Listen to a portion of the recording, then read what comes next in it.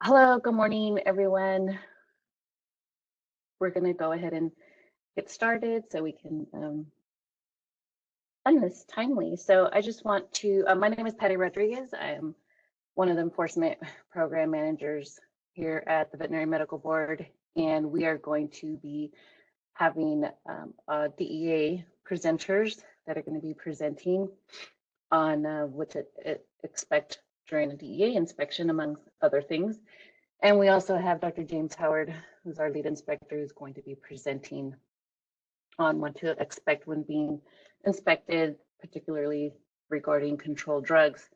So first of all, I just want to thank everyone for taking time out of your very busy schedules to attend today's webinar. We do appreciate it. And this is our way of connecting with managing licensees and your veterinary staff to convey useful information for when a board or DEA inspector arrives to inspect your premises. And so we're not there to disrupt your very busy schedules. Rather, we're there to just point out some areas that need attention and just kind of guide you in order to achieve compliance with the minimum standards for veterinary facilities across the state. And at the conclusion of this webinar, you will receive a post-inspection survey that we do use that feedback to come up with areas to focus on in future webinars. So we do appreciate you responding to that survey. And also for all of those who've registered, you will receive a CE certificate in the coming weeks. So that post-inspection survey, you should see that in the coming days. So with that, I will go ahead and turn this over to Elena Jacques from DEA. Thank you, Elena, for being there with your staff and presenting today. I'll turn it over to you. Thank you, Patty. Good morning, everybody. Can you all hear me okay? I can hear you. Okay, perfect. Sounds good. Like Patty mentioned, my name is Elena Jacques with the DEA San Diego Field Division. I am here with our program manager, Rostart Farfan, and his assistant, Andy Stageman. And today we are going to be doing a second part of the part one from last time. This is the moderator. Thank you for those who are logged in and logging in. We will start off with the Veterinary Medical Board's presentation. So I'll turn it over to you, Dr. Howard. Thank you very much. Thank you, Patty. Just as a point of explanation, we're having some problems getting the DEA PowerPoint loaded. So we're going to reverse order, and I'm going to present first. In full realization, some of this material perhaps could get repeated twice. We were going to try to drop out stuff DEA covered from my talk to facilitate things moving along. But anyway, we'll get started. I'm Dr. Jim Howard. I'm one of the senior inspectors for the Veterinary Medical Board. I've worked here since fiscal year 13-14, and that's my creds, I guess. The one thing is I got to look at this title slide for a long time while we're waiting, and I see we still never fixed the fact that I work for the Department of Motor Vehicles instead of being a DVM. So one of these days we got to fix that title slide. So if I can have the next slide, please, moderator. The question, of course, is why inspect? And the inspection process is here for many reasons.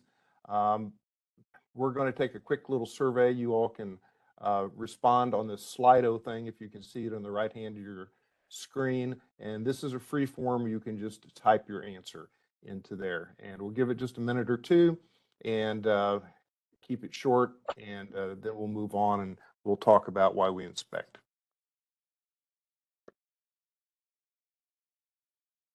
And moderator, I'll let you cut it off when you feel it's adequate.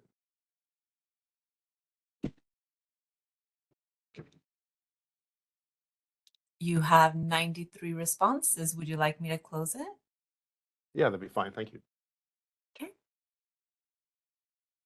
And looks like everybody's pretty much on the page there. Some of it's more specific than others. But the bottom line is that the reason we're here to inspect is to make sure that our licensees are following minimum standards in the state of California, and that the general public has some reasonable assurances that whether they walk into a very small rural clinic or into a clinic in a major metropolitan area, that there's going to be certain minimum standards that all clinicians and clinics are going to follow to ensure that the care that their animals are receiving is adequate as prescribed by the Practice Act in the state of California. Thank you. Moderator, we'll take the next slide, please.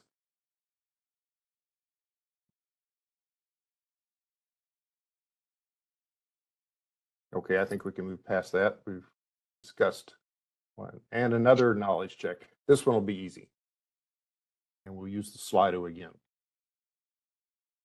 Question is, the board can inspect records at an unregistered facility.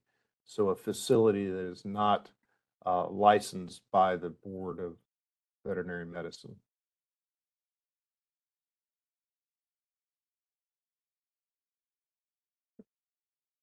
Okay, I think we can cut that one off, moderator. Looks like we've hit a steady number. Okay. The answer to this is true.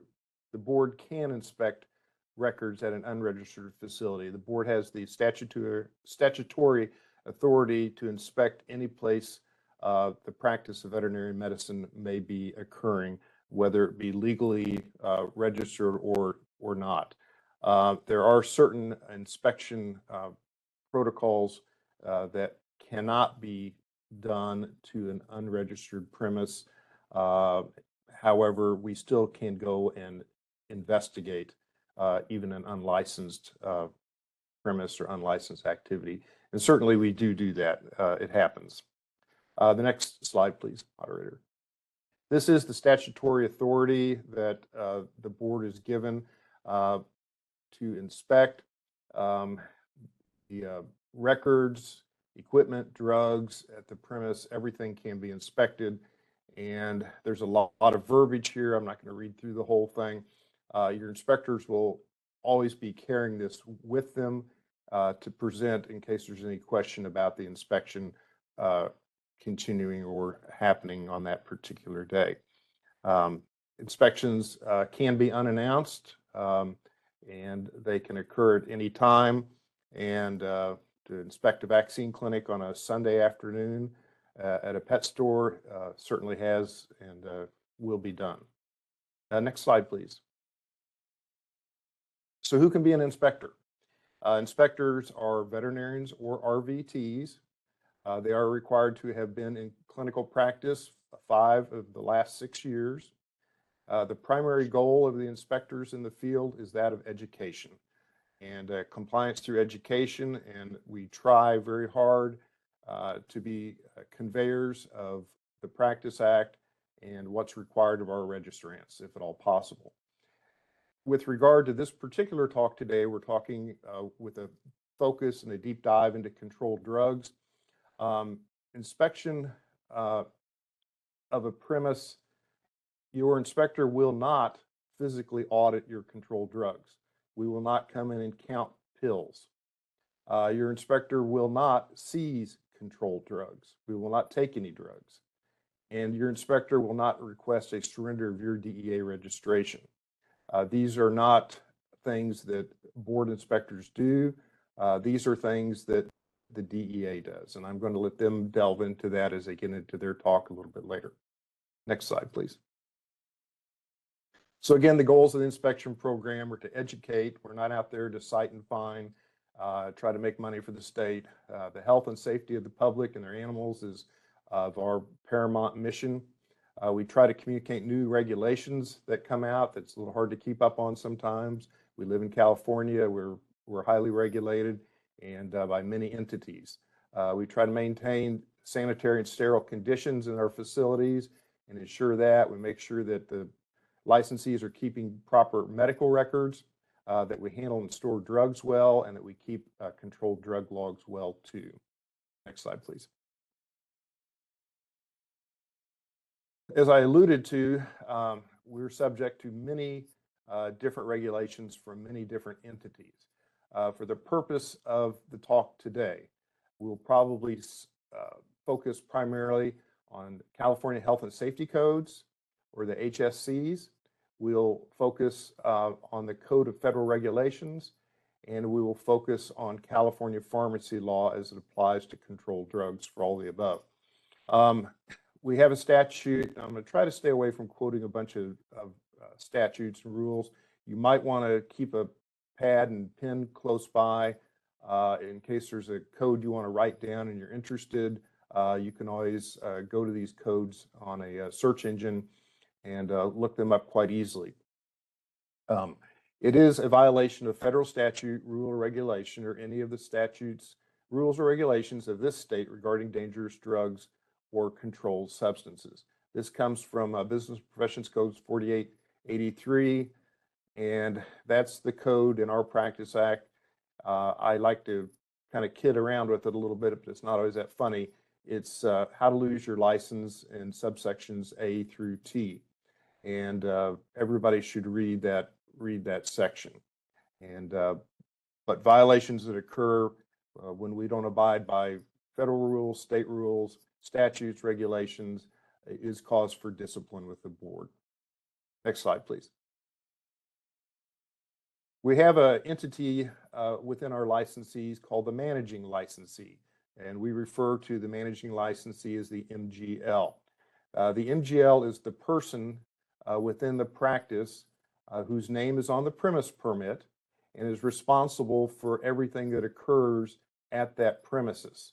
The MGL makes sure that all of the other veterinarians, RVTs, VACSP holders, they all comply with the laws and regulations, that no unlicensed activity occurs. They need to maintain enough physical presence that they can ensure that things are being done as they should be. And this does not exclude all other licensed veterinarians from responsibility for their own individual acts should they violate the Practice Act. So MGL is a big responsibility and not one to be taken lightly. That's who we're going to reach out to if there's an issue or a problem, and this is who we will present in most cases the inspection report to, and they are responsible for corrections that will be made to an inspection report. Next slide, please. Knowledge check again. The managing licensee must be present during an inspection, true or false?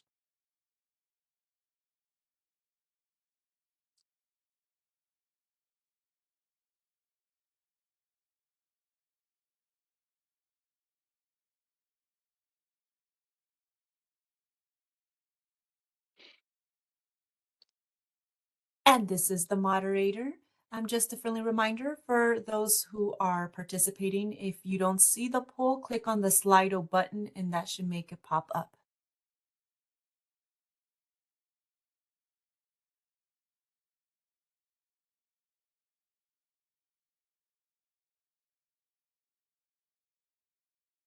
I think we could close that one out, moderator. Okay, the managing licensee does not have to be present. So the inspection will occur regardless. Many times the inspectors have driven a considerable distance to get to the facility. Many times the inspections are unannounced. So the managing licensee does not have to be present during the inspection. You will be eventually presented with an inspection report either from your employees or directly from the inspector if that's not possible. But certainly the MGL does not have to be at the premise at that time. Further, for that matter, it doesn't even mean a veterinarian has to be present at the time. And many times inspections are done without the presence of a veterinarian being there. And we're either escorted through the facility by an RVT or some other assistant or a practice manager, and things that we maybe cannot ascertain due to the lack of a veterinarian being there, we will usually request those documents or whatever information it is that we're looking for in the form of a correction to be supplied at a later date. Next slide, please.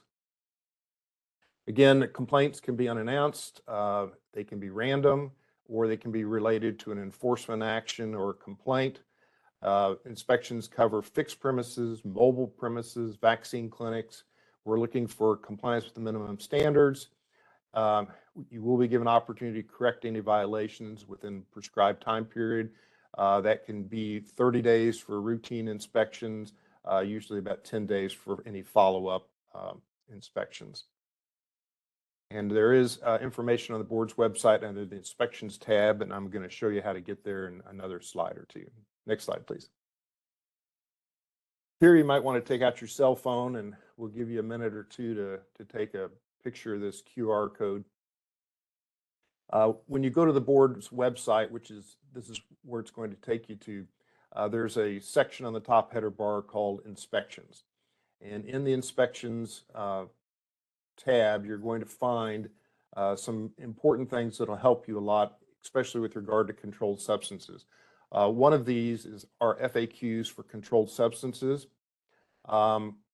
There's also some links there that'll show you what drug log samples look like for dispensing and administration logs, also for inventory reports. And we have links there to take you to the Cures program, should you need to register for Cures or have questions about Cures. So take a shot of that and keep it. The other way to get to the board's website is just go to vmb.gov.ca and just Google up VMB and it'll come to it as well. So the website's usually pretty well current, and a lot of really good information on the website. Next slide, please. This is another one you might want to look at.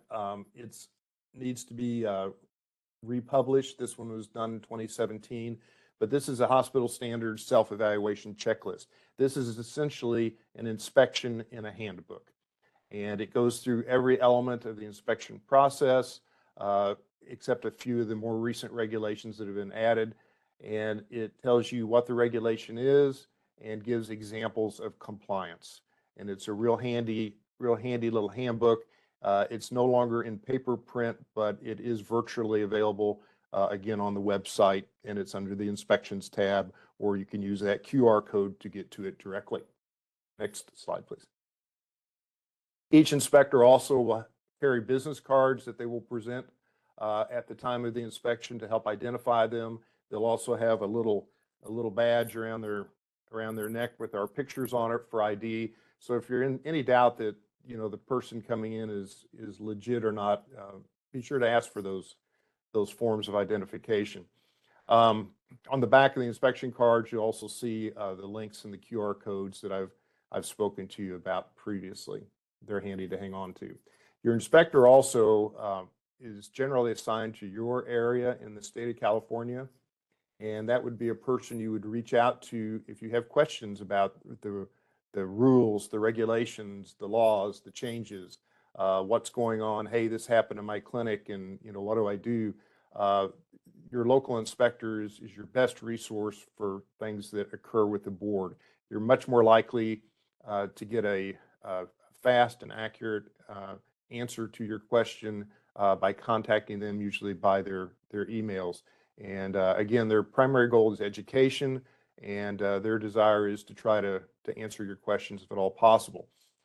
Your board inspector, however, is not an attorney, and the board inspectors cannot offer you legal advice, nor should we, but we can certainly help you find information about the Practice Act that might be applicable to your particular situation. Next slide, please. I would like everyone to please either copy this QR code or write down DEA Practitioner's Manual. If you take anything away from today's talk at all, this is probably going to be the most important piece of information I have to offer you. It's not mine, it's the DEA's. but it's probably one of the best publications put out there for controlled substances that I've ever seen. It certainly lives on my desktop, and I think it should probably live on your desktop as well. The particularly nice thing about the practitioner's manual is it takes the CFRs, which are horribly convoluted and complex to read, and it applies them into a much more friendly, readable format. But within that format, it contains hyperlinks back to all the CFRs. So if you actually want to look at the actual language that's in the Code of Federal Regulations, you may do that. But this is an invaluable document, and it will answer with pretty good accuracy most of your questions about the Controlled Substances Act and the DEA and what you need to do to comply with those regulations as a practitioner. It doesn't really address veterinarians specifically. It addresses other types of practitioners, podiatrists, MDs, anybody else that has the ability to prescribe or dispense controlled substances. Next slide, please. Knowledge check. A maximum of 5 refills are allowed for C2 or Class 2 scheduled drugs. True or false? All right, moderator, why don't we see if we can. Okay, so there's a little misinformation on that. The answer is actually no refills are allowed for Schedule 2 drugs. Each time a C2 drug is prescribed, it must be a new prescription. There can be no refills allowed on C2 or Schedule 2 drugs. Next slide, please. This is a really hard regulation to read. We're just going to hit a couple random regs that apply to you as prescribers and dispensers of controlled drugs. This comes from California Health and Safety Codes. No person shall dispense or refill a controlled substance prescription more than 6 months after the date thereof. What this means is that you cannot dispense or refill controlled drugs past the 6 months on the date of the prescription. B, this one's really written hard. No prescription for a 3 through 4 substance may be refilled more than 5 times and in an amount of, for all refills of that prescription taken together, exceeding 120-day supply. What this means is that all the refills cannot exceed 120 days. So if you put 3 refills on the original prescription, those 3 refills cannot exceed 120-day supply. What this HSC does not say anything about, nor do the federal regulations, is how much can I dispense in that first fill? How many days worth, or what quantity can I dispense? Well, obviously, as veterinarians, we dispense varying quantities depending on the size of our animals. We may have a Chihuahua, or we may have a 1,000-pound horse. And so the quantity is not regulated, and the initial day's supply is not regulated as well. You may run into problems with pharmacies. Their computer systems on the outside and insurance regulations on the outside tend to affect what the pharmacist sometimes will fill for you, and you may have to work without that and within that. And as we spoke previously, C, no prescription for a Schedule 2 substance can be refilled. This particular code I could never remember. It was way too convoluted for my mind to deal with. I had a copy of it stuck inside of a pharmacy, one of the cabinets in pharmacy, where I could refer to it if I needed to, because it was something I could never and still can't keep straight in my head, so I have to refer to it. Next slide, please. This is a good one, and this happens. A practitioner must not issue a prescription to obtain controlled substances for the purpose of general dispensing to patients. What this means is you, as a veterinarian, cannot write or call a prescription for a controlled substance to your corner pharmacy, Walgreens, CVS, whatever, say for 1,000 phenobarbital, and then bring those phenobarbital back to your clinic and then dispense from that stock to your patients. That is a prohibited act through federal regulations. And it's a good one to remember. Next slide, please. One of the things that we look at are control of drugs and biologics, and that's a compliance item for the inspectors.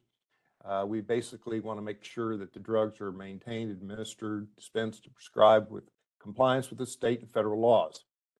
One of those laws being that a person may not purchase, sell, trade, or transfer dangerous drugs after the beyond use date on the label. Here we see some vaccine vials. If you can look really close, they're expired. And on the right, the bottle has, the X date's been marked through, and the practice has assigned a new expiration date that seems to fit them better. So this changing of the label is referred to as misbranding. It's not the only example of misbranding, and we're not going to get into misbranding today, but I'm going to drop it as a teaser for our January webinar in that we're going to do a deep dive into drug misbranding, illegal drugs, counterfeit drugs, and all things that have to do with drugs you cannot use legally in California. And that talk is going to be shared with the Board of Pharmacy, and we think perhaps with the FDA as well, and we'll all present on that. So that should be a good one. So just a little teaser for an upcoming webinar that we're going to do. Next slide, please. Let's talk about drug security. We'll put a couple myths to rest maybe here, we could, huh? One of those myths is that it has to be a double lock cabinet. That's not true. A single lock can suffice. What the reg says is that the controlled drugs have to be kept in a substantially constructed locked cabinet. Doesn't say it has to be a safe. Doesn't have to say it has to be triple locked or a class 4 or any of that kind of stuff. It just means it has to be secure. So with that in mind, it's up to you to figure out what's secure enough for where you are. In other words, if the drugs get away from you, you bear responsibility for those drugs. And if something bad happens, it can come back to you. So you should take responsibility in such a manner that you feel that security is adequate. But the minimum is that it's in a locked, substantially constructed cabinet. So metal cabinets, you can use a safe, you can use something with the padlock on it, combination dial, electronic keypad, all sorts of things exist out there. We see all sorts of things like that. And for the vast part, we approve those, but I'll show you a couple of examples that we don't. Here you can see one that's in a refrigerator. This would be for tilazol, something else that you might need to keep cold in the way of a controlled substance. Those have to be secured as well. This one has been affixed to the door of the refrigerator, making it difficult to remove. Not impossible. We don't have a man-hours test for practitioners' security, but you know, it should be something where it's going to be hard for somebody to walk out of the clinic with it. If I could have the next slide, please. Here's an example in large animal medicine. This is an equine unit, and you can see there's a drawer there with a key lock on it. This would be satisfactory security for controlled drugs in a vehicle, and it would obviously be behind a second set of locks, which would be the trunk door as it closed. I think this is on a Suburban maybe, and you know, it'd be locked up in that fashion. If I see the next slide. This is where we get into problems with ambo units, though. What we need to think about is security in the field when you're not with your vehicle, you're not with your truck. And when that truck's parked by the barn or it's in the shed row and it's open like this, who could walk by if those controlled drugs were just in one of the slider drawers, just in a, say you've got a bottle of butorphanol and it's just in it's just laying there in a drawer, or some ketamine. Uh, you have to have some fashion within that unit to keep it secure if you're not with a vehicle and things are opened up like that. So the previous slide would be a pretty good example of how that would be done. Other things that are done in these kinds of scenarios, sometimes they'll use a secondary case with a cable lock or a combination lock or a padlock on it, something so that the drugs are secure when you're inside working, and the truck's often left open like this. Next slide, please. Here's a couple examples of poor security. The one on the left is a plastic cabinet with a little key lock on it. I think my grandkids' piggy banks are probably safer than this would be for storing controlled drugs. And on the right, we started down the right road. You know, they got the key box for the refrigerator, for the Tilazol. They got the cable lock, but they never quite got to step C and put everything all together. So somehow they needed to get that box secure within the refrigerator. I've seen them secured with screws, nuts, bolts. Sometimes they use marine adhesives that cannot be ever taken apart, and stick it on the inside of the wall of the refrigerator. There's many ways to do it, but somebody should not be able to pick up that box and walk out with it. Next slide, please. Here's another example of poor drug security. This is a very nice euthanasia box for a large animal practitioner. He's even got his orange marker there to mark the animal's forehead. But the problem with it was that this box that contained euthanasia solution, xylazine, and ketamine was laying out on a counter in the clinic when it was inspected. And so anybody could have picked this box up and walked out the door with it. So it needed to be secured in the clinic behind locked doors, or in the truck behind some sort of a locked locking door, drawer, whatever they had in the truck. But it shouldn't just be left out on the counter in the clinic. Next slide, please. Here's some more examples of poor drug security. Here's a whole glass jar of or drinking cup full of ketamine bottles, not all of which were empty, by the way.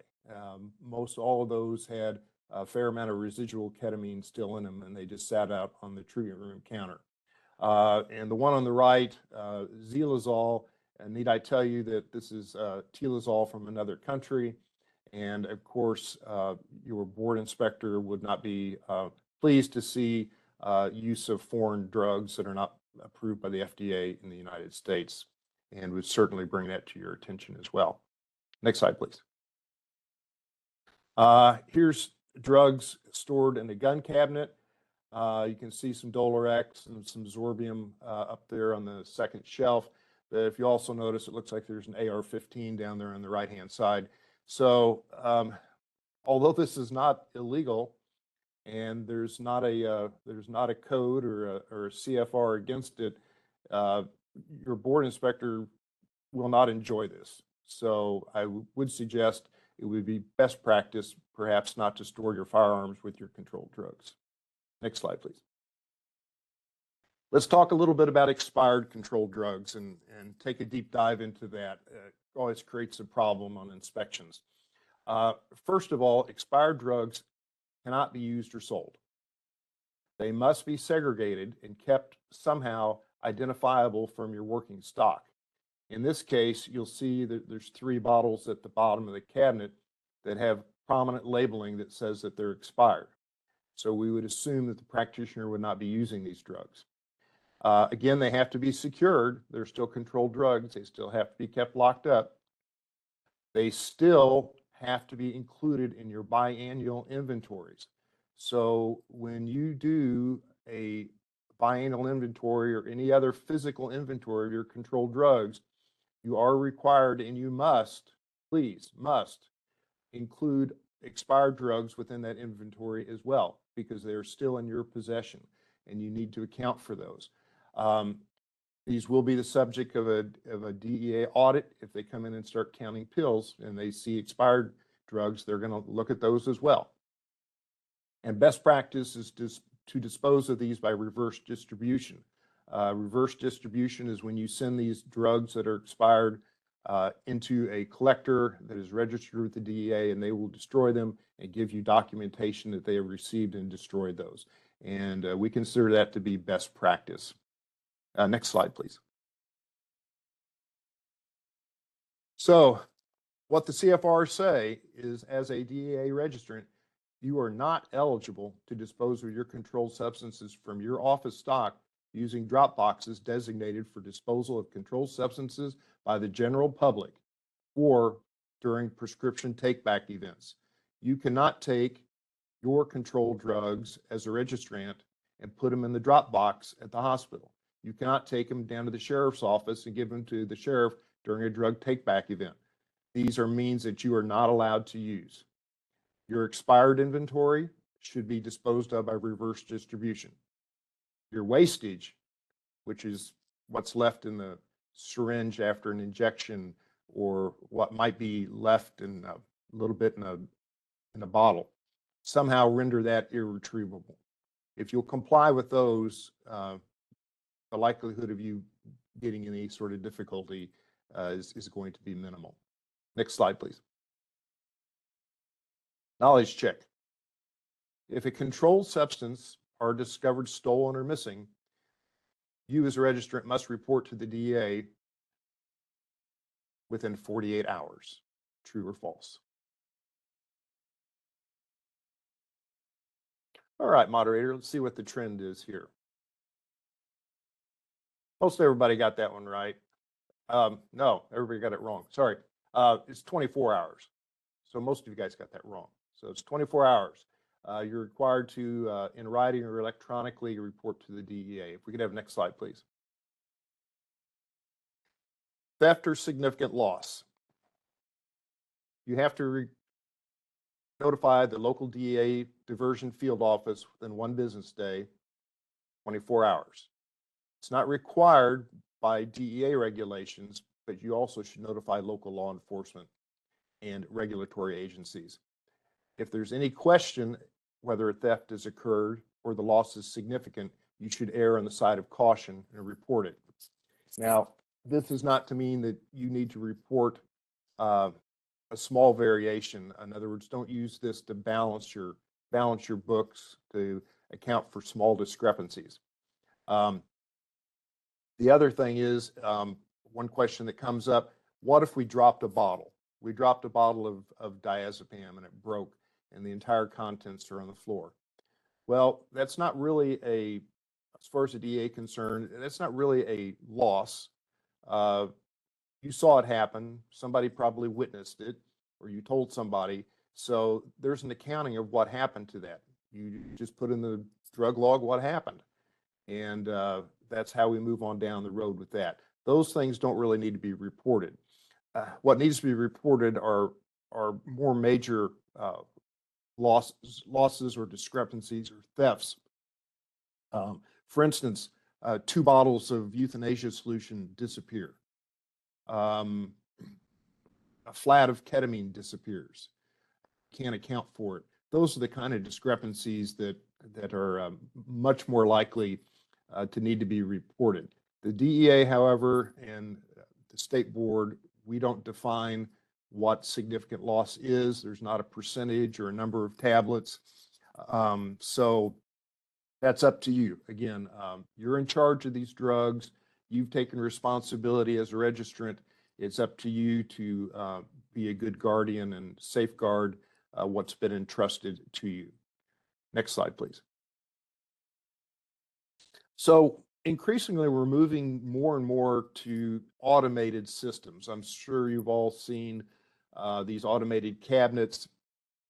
There's also a number of software programs that have been written and are available for logging of your controlled substances and keeping track of inventories.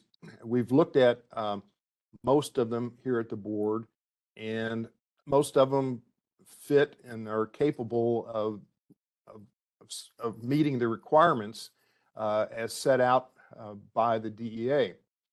However, we're going to have the next slide. There can be problems. It's called GIGO. Garbage in, garbage out. So we'll take the next slide. So in one particular clinic, their ketamine was scheduled as Schedule 2 in their electronic system. Their Buprenex was scheduled as Schedule 5 and Schedule 2. And they even had some drugs scheduled as Schedule 6, which, since I went to school, doesn't exist. So garbage in, garbage out. If you're using your automated system, then not only to keep your logs, your drugs are misscheduled, you haven't properly set them up in the beginning, and you're using and depending on these software programs to then go on and transmit data to the cures database for your dispensing, then it just becomes a snowball effect that nobody can make sense of.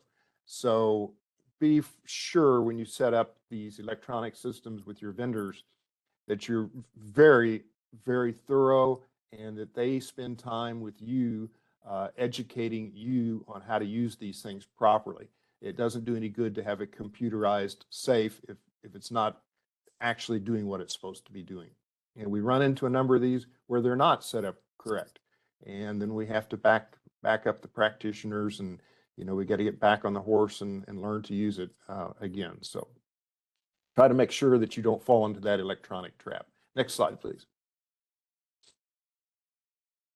Let's talk about the Veterinary Mobility Act. This one raised quite a bit of discussion in the last webinar we put on. This is how it reads exactly. It reads, a registrant who is a veterinarian may transport and dispense controlled substances in the usual course of veterinary practice at a site other than the registrant's registered principal place of business. This means that the veterinarian can take controlled drugs from where they usually work, their registered place of business, and they can take that out to the farm or to a house call euthanasia or whatever the case may be. But there's two important things in this act that are highlighted up there. You have to be a registrant.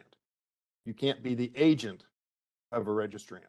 So if your boss has a DEA registration and you don't, you can't transport drugs to the farm.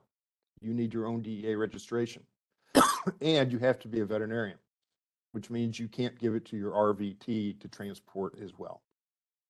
So there's the code. If you want to write it down, you can read it, but that is the exact language.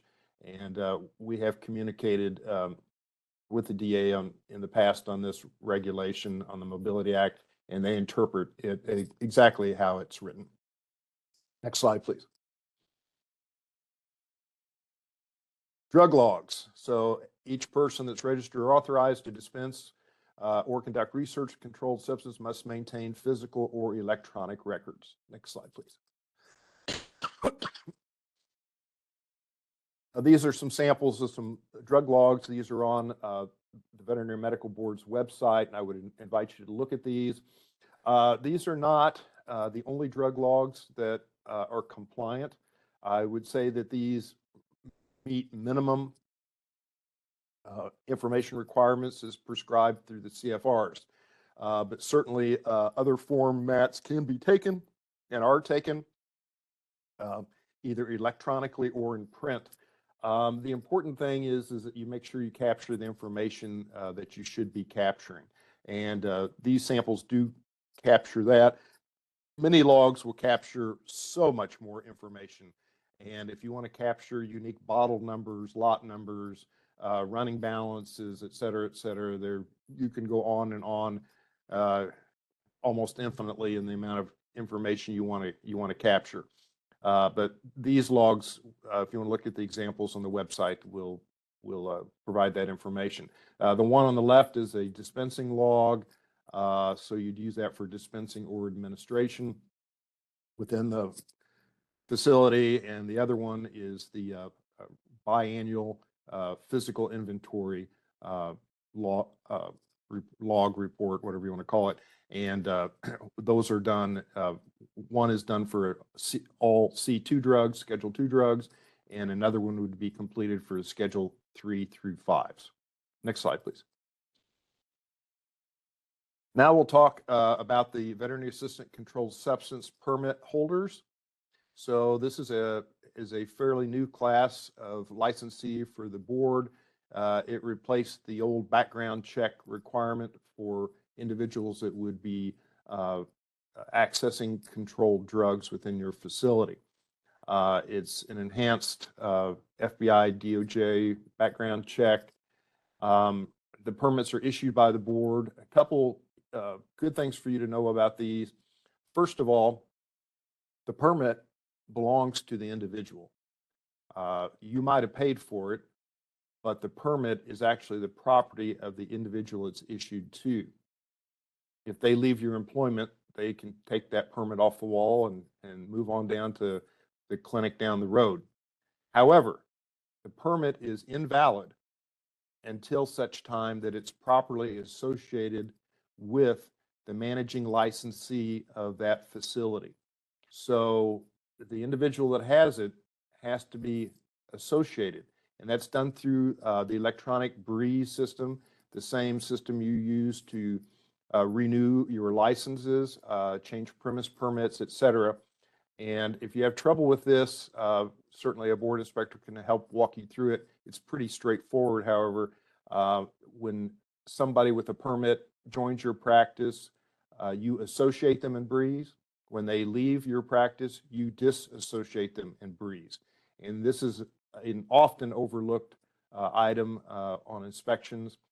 And we would like for you to try to keep that up to date. That gets really hard sometimes in really big practices because people come and people go. But it is a required item that has to be done. Next slide, please. The VACSP permit also has to be displayed, just like an RVT license or a DVM license or a premise permit. It must be displayed. It looks just like one of those other licenses. In addition, permit holders have to wear a name tag, and there's a 18-point type, the name of the permit holder, that they are a VACSP, followed by the number. And let's have the next slide. That takes us into just permit holder name tag identification in general. This is a fairly new regulation, came out on January 1, 2023. It became effective, and that is that pretty much all of your staff, veterinary technicians, assistants, and controlled substance permit holders will all wear name tags now with the same point type and all that. Some people are wearing magnetic tags. Some are wearing tags on retractable sliders. It's up to you what you want to do. But the inspectors are looking for name tags on personnel at this point in time. Interestingly, veterinarians are not mentioned in the name tag identification business and professions code. Next slide, please. We'll talk a little bit about cures, the prescription drug monitoring program. This is a requirement in California and most states in the United States. There's just a few that don't participate. The purpose here is to look for drug diversion. And anybody that dispenses controlled drugs has to report this to the cures program. Next slide, please. All right, here's our knowledge check on cures. If a veterinarian does not dispense any controlled substances, they are not required to register with the DOJ's or Department of Justice's cures program. True or false? If you don't dispense controlled substances, you're not required to register with cures.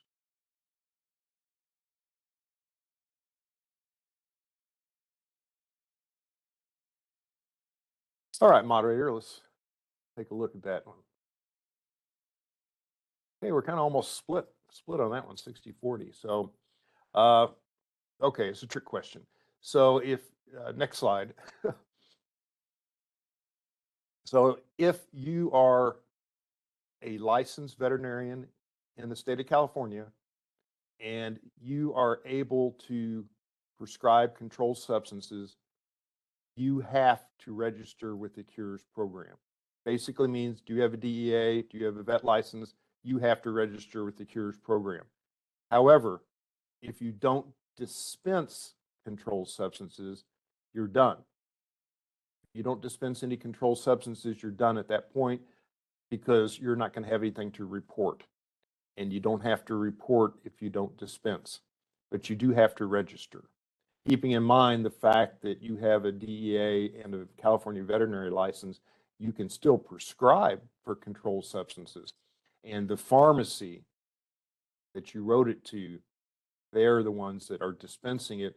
They will report to Cures, and you will be identified as the doctor in Cures that made the prescription. They would be identified as the pharmacy that filled the prescription, along with the pertinent animal and client data. Veterinarians are not required to consult Cures prior to filling a prescription for a controlled substance. We are specifically excluded from that task, and not like our physician counterparts. They have to consult Cures and look and see if that individual has what their history is. But veterinarians are not required to consult Cures before prescribing or dispensing. And if we do dispense, those dispensations need to be reported within 7 days to the Cures database. Next slide, please. Another knowledge check. True or false? Controlled drug administration dispensing inventory logs can be kept off-site from the location that controlled drugs are kept, such as in a home office. Okay, moderator, let's take a look at this one. Okay, I think everybody pretty much is on board here. We have the next slide. Okay. If you're going to keep records for your controlled substances, which you must, they have to be at the site where the controlled drugs are kept. They can't be kept at home. They can't be kept off-site. They can't live in the cloud somewhere, and they have to be readily retrievable. You can keep backups electronically in the cloud, but the actual records themselves need to be on site. That's very important, especially as we move to electronic logging systems. You have to have some way to make sure that data is on site, and you have to make sure that you have a way to back it up so it isn't lost. You can't fill out your controlled drug logs at home and leave them at home and then expect an inspector to say, well, we'll wait for you to go get them, because they're not readily retrievable at that time. So everybody has a DEA, I'm sure, has seen one of these. This is the DEA 223. This is what you're issued. Most veterinarians in California will be registered as practitioners. We have very few institutional DEAs that are issued. Most everybody is issued as a practitioner. It's very common for a practitioner in a location or a premise to hold a DEA registration. That DEA registration would then cover the entire facility, and the other practitioners or DVMs would become agents of that registrants, and he or she would allow them to dispense or administer controlled drugs from the stock that is maintained under his registration to animal patients.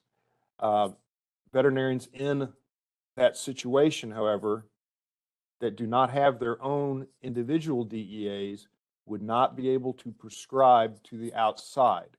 So if you wanted to prescribe some phenobarbital and you don't have a DEA of your own, you can't prescribe it. You would need to have somebody else in the practice that had a DEA to do that. But if that's the case, we're going to want to see medical records that show that you've consulted on that case, you're familiar with that case, you've concluded that this drug is necessary and that you've prescribed it after consultation, et cetera, et cetera. So there needs to be something in the medical records. You can't just leave a prescription pad around and let anybody use it that wants to prescribe under your number. And you'd be surprised at the number of complaints that our board gets from consumers when they pick up their phenobarbital and it has a different doctor's name on the bottle. So make sure if you're going to participate in that type of activity that the consumer knows and that you've documented the fact that you've consulted and have found that the prescription is necessary for the treatment of the condition, and your name ends up in the medical record as well. The better suggestion, of course, would be to get your own DEA. And I realize that at this point, a 3-year DEA registration is $888. I just renewed mine, and that's, that's a lot of money, but, it sure makes life a lot easier. So next slide, please. Here's another thing to keep in mind, and I've highlighted it for you. If a practitioner chooses to register at their residence, which is often done, examples would be large animal, euthanasia practices, house call practices, they're operating out of their home. It's considered a controlled premise, and the DEA has the authority to enter and conduct an inspection. So when you do that, if you've entered your address as your residence, as the location where the drugs are going to be stored and administered from, then you've opened up your residence to a investigation by the DEA, if that comes down to that. If you do that, and we discussed at the last webinar, identify your home office, that room, as Suite 1 or Suite A or something like that, which would limit their investigation just to that office and not every place else in your house. Next slide, please. Same thing happens with premise permits. Here's an example of an inspection where practitioner had their controlled drugs properly secured, but it was in her bedroom and in her closet. And so the inspector, they didn't want to go into her closet and look at her clothes and everything else, but this is how they had chosen to do their premise permit and registration. So keep these things in mind when you complete your registration paperwork. Next slide, please. We would all like to avoid situations like this. So please do your part to stop illegal drug diversion. It's a big job, and the drugs that are in your possession are your responsibility.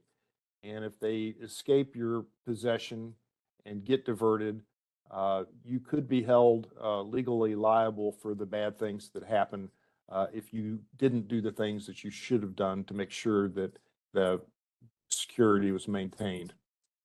And I believe that concludes our talk. We see the next slide. Right.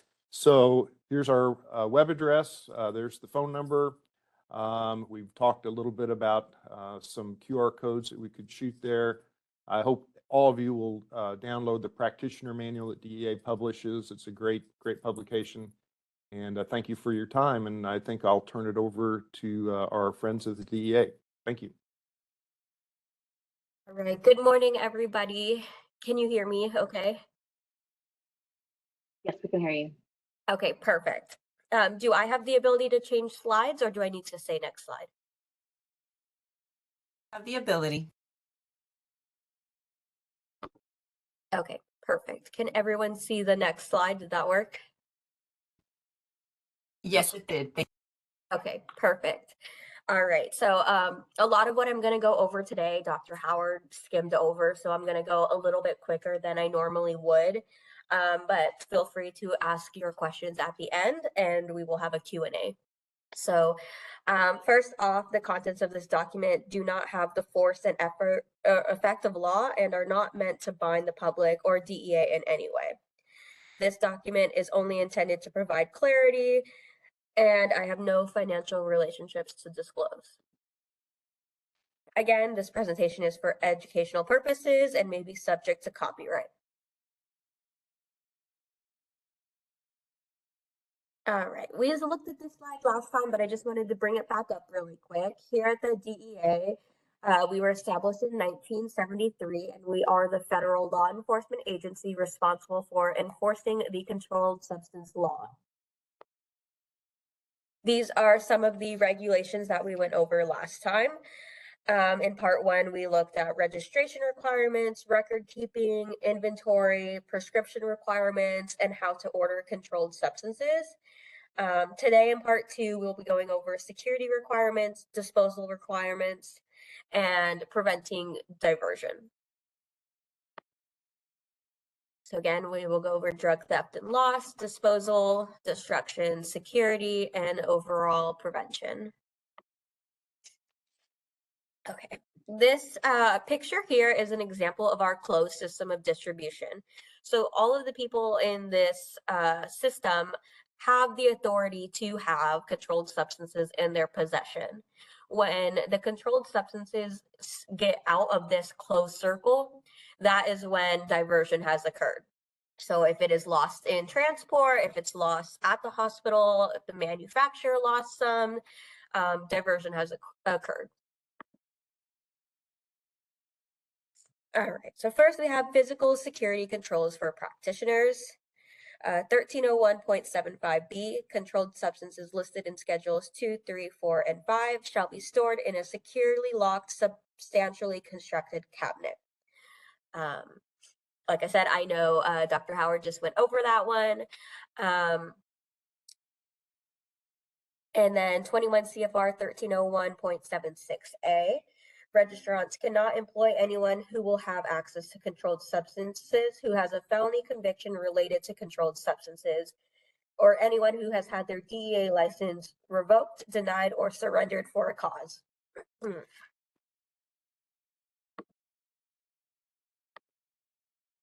All right, and disposal of controlled substances. Registrants have the option of destroying controlled substances at their registered location, provided the destruction method meets the non-retrievable standard. However, DEA registrants seeking destruction of controlled substance from their inventory should contact a reverse distributor for final destruction.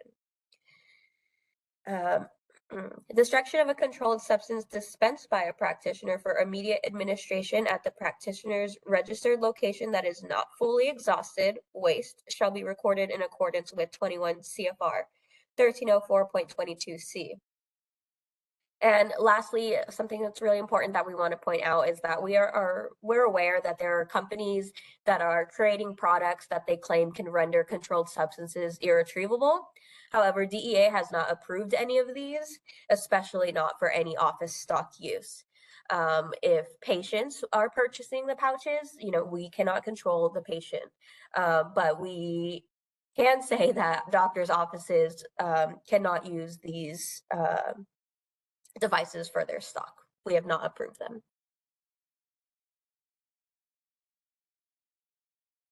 Okay, theft and significant loss. It must be reported to the DEA field division in office, the field division office within 1 business day in writing.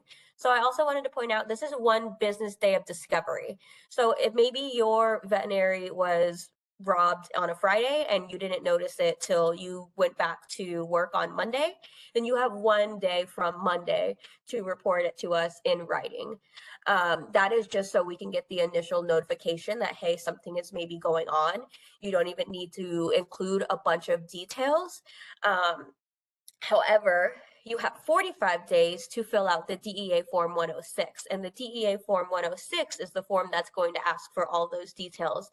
What was stolen or lost, how much, when, etc. So that 1 business day is just kind of to let us know, and then you have 45 days to kind of do your own investigation to figure out what might have happened. And in the event that you figured out it was just a mistake, nothing was stolen, nothing was lost, then you can also just let us know, and we will make note of that, and that's just how that goes.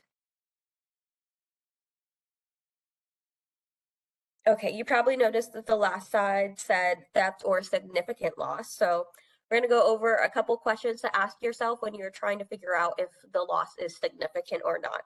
So when determining whether a loss is significant, a registrant should consider, among others, the following factors: the actual quantity of controlled substance lost in relation to the business type, the specific controlled substances lost, whether the loss of controlled substances can be associated with access to those controlled substances by specific individuals, or whether the loss can be attributed to unique activities that take place.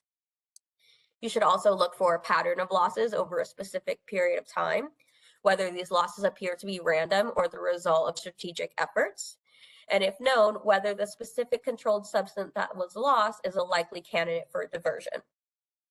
Local trends and other indicators of the diversion potential of the missing controlled substances should be taken into account.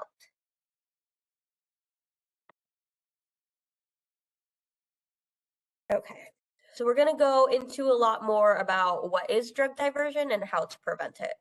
So drug diversion involves the diversion of drugs from legal and medically necessary uses to uses that are illegal and not medically authorized or necessary. Drug diversion can occur anywhere controlled substances are located, but many incidences occur in the healthcare settings due to the availability and access.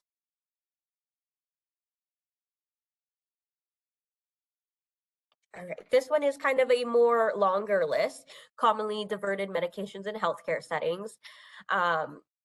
Most people are aware that the opioids are commonly diverted. That is the longest list that you see on the left side of your screen. We also have stimulants that are commonly diverted, Z drugs, as well as benzos.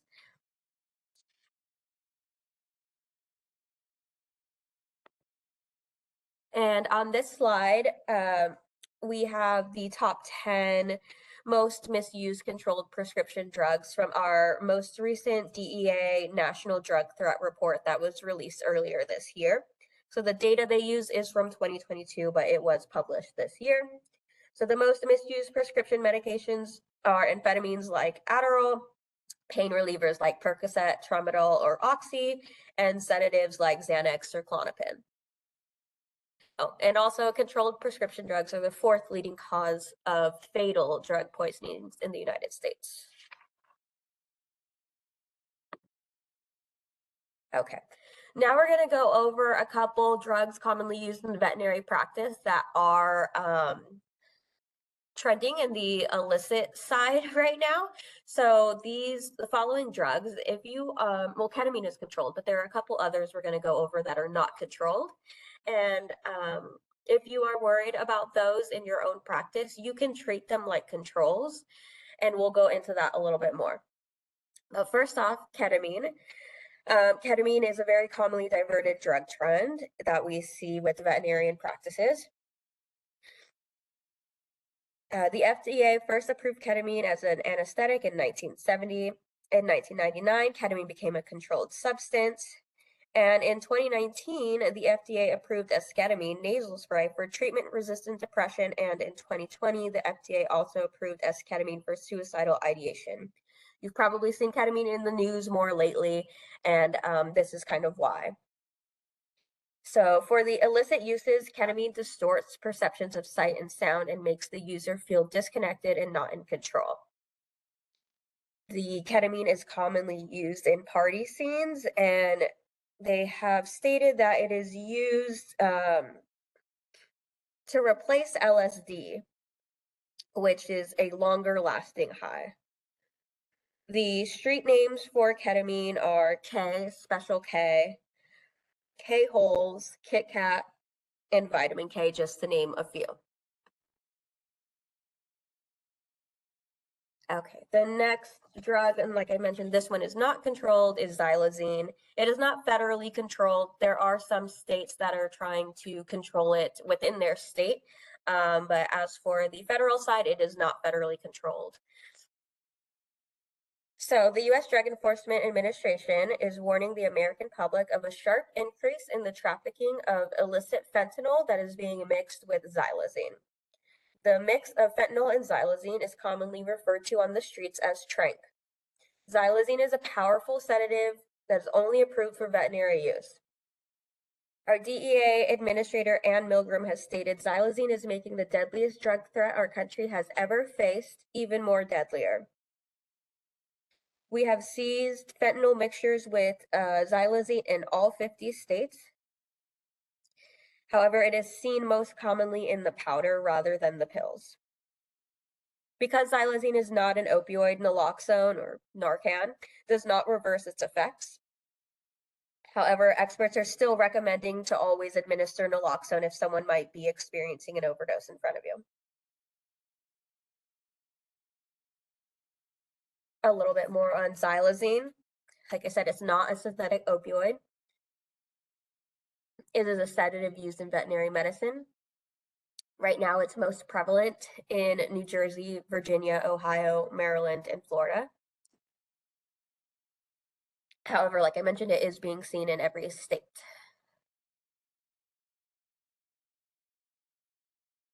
We'll go ahead and skip this one.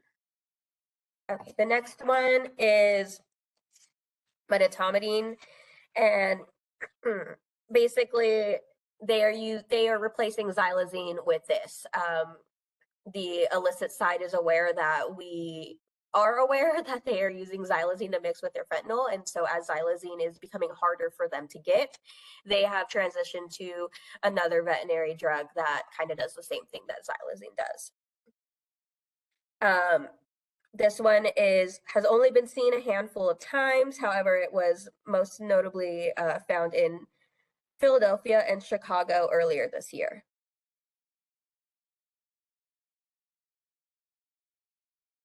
Okay. Next, we have gabapentin. For the illicit uses, according to the 2020 annual report of the American Association of Poison Control Centers National Poison Data System, gabapentin was detected in a total of 135 fatalities in 2020 alone, compared to 168 total fatalities between 2012 and 2016 combined.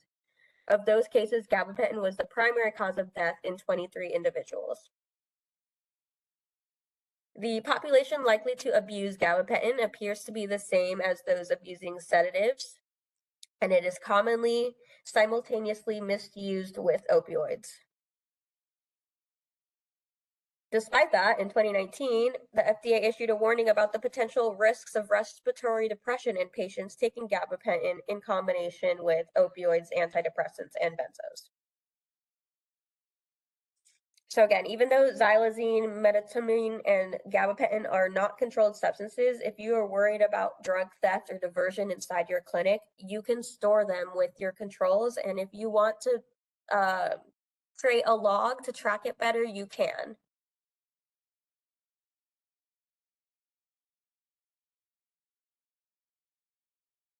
Okay. While prices for street drugs vary across the nation, these are some common prices and common diverted medical drugs in the state of California. And there's always a profitable black market value for prescription drugs, unfortunately.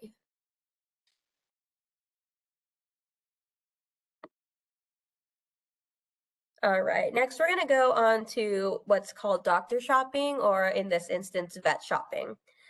The term doctor shopping refers to the practice of soliciting multiple doctors or veterinarians under false pretenses to obtain prescriptions for controlled substances.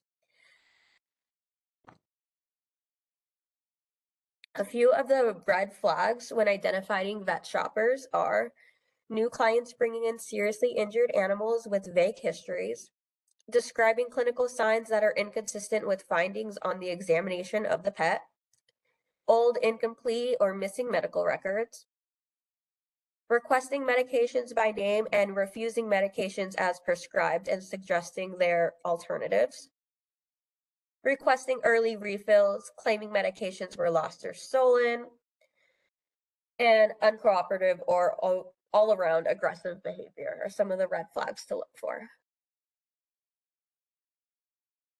With that being said, you may also check cures. Like Dr. Howard was going over, if you are not dispensing in your clinic, then you only have to register and you don't have to do the due diligence of checking cures before prescribing the way doctors do. However, If somebody comes into your practice and you are worried that they are seeking drugs for themselves and not their pet, you can go on Cures and look this person up and kind of take a peek at their medical prescription history. Then it's up to you whether you want to prescribe to this person after that. But I did want to let everyone know that this can be a very helpful tool, especially if you are a little bit suspicious of somebody who is coming in to your clinic.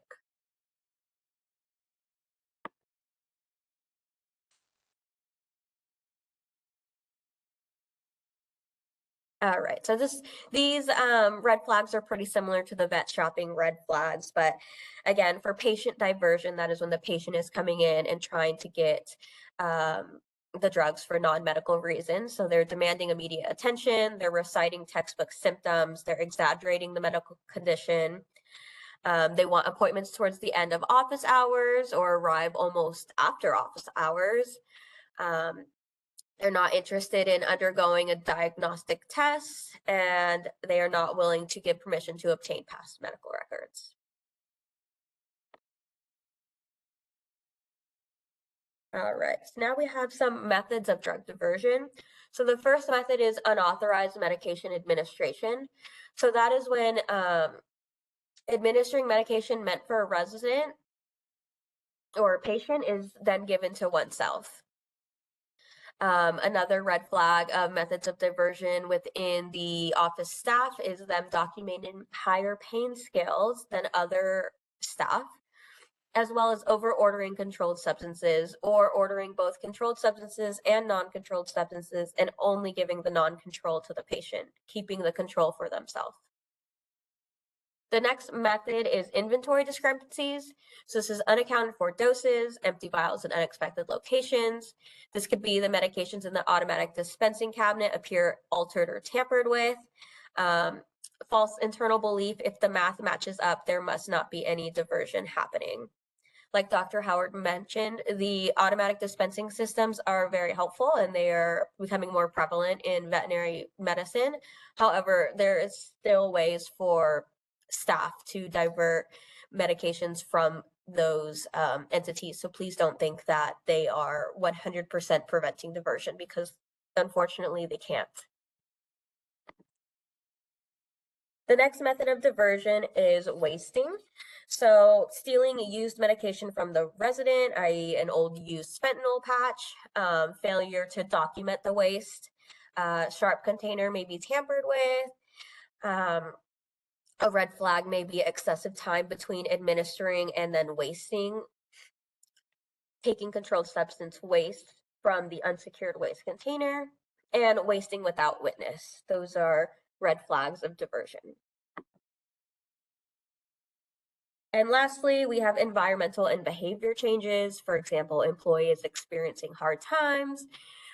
Maybe the employee always volunteers for open shifts, or the opposite end, the employee has excessive no-call, no-show. And a last red flag, the employee has unexplained wealth or frequent new assets that can't be explained.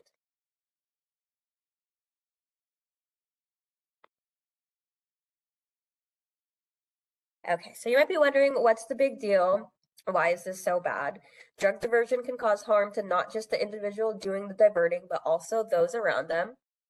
For example, coworkers are at risk of injuries from contaminated needles left by the diverter and may have to pick up extra duties and be included in possible legal action if taken that far. The organization suffers the cost of the diverted drugs and additional care for the affected patients, as well as the negative publicity. The drug user or diverter is at risk of an overdose and death and may also face criminal prosecution, administrative penalties, and civil suits. And overall, diversion impacts the community by contributing to the drug abuse problem that is apparent here. All right, so now we're going to go over some drug diversion prevention strategies. The first is clear policies and procedures. Develop and implement clear policies and procedures addressing medication management, controlled substance handling, diversion prevention, and reporting procedures. Should always try and maintain employee education and training. providing training and education for all staff members on the risks of drug diversion, the importance of medication safety, and the procedures for reporting suspected drug diversion in your clinic. You should secure storage and access control, ensure that all controlled substances are securely stored in locked cabinets, and limit access to controlled substances and implement strict protocols. Routine audits and inventory management. Conduct regular audits and inventory checks of controlled substances to track usage and spot discrepancies. Utilize technology to monitor inventory and identify inconsistencies more effectively. Surveillance and monitoring systems. Implement technology such as cameras and access systems in medication storage areas to deter unauthorized access and detect suspicious behavior. Regularly review surveillance footage and monitor access logs. Encourage employee reporting. Create environment that encourages employees to report drug diversion without fear of retaliation. Establish reporting options, including anonymous reporting. You may also implement whistleblower protection policies. Some more drug diversion prevention strategies are prompt investigation and response, establish procedures for investigating suspected drug diversion, create a team to investigate suspected drug diversion incidents, and take action if drug diversion is confirmed. Collaboration with other agencies, communicate and collaborate with law enforcement agencies, regulatory bodies, and state health departments to report suspected cases of drug diversion. Employee support and assistant programs. Offer support and assistant programs for employees struggling with substance abuse, including access to counseling, treatment resource, and employee assistant programs. Continuous improvement may include regularly evaluating the effectiveness of diversion prevention measures and adjust the policies and procedures as needed in your clinic. Foster a culture of continuous improvement and encourage input from employees. Oh, they're on top of each other here, but I have pulled up two case studies that I wanted to just review very quickly. So the first one was a San Diego County veterinary clinic agreed to pay $125,000 to resolve alleged Controlled Substance Act violations for diversion of controlled substance and failure to properly keep records necessary to account for controlled substances. Based on an inventory audit conducted by the DEA and other investigative entities, the government concluded that the clinic committed multiple violations from 2020 to 2022. These alleged violations include failing to control the clinic's inventory of controlled substances, failing to maintain a complete record of controlled substances, and failing to maintain effective controls to guard against theft and diversion of controlled substances. The investigation also included unaccounted for pills, including alprazolam, diazepam, and tramadol. So clearly there is a lot going on here. There is definitely missing pills, diversion, missing records. And in the second case study, we have pretty much a similar situation going on. This Boston veterinary clinic has agreed to resolve allegations that he maintained inadequate records of controlled substances and improperly stored controlled substances at his office and residence.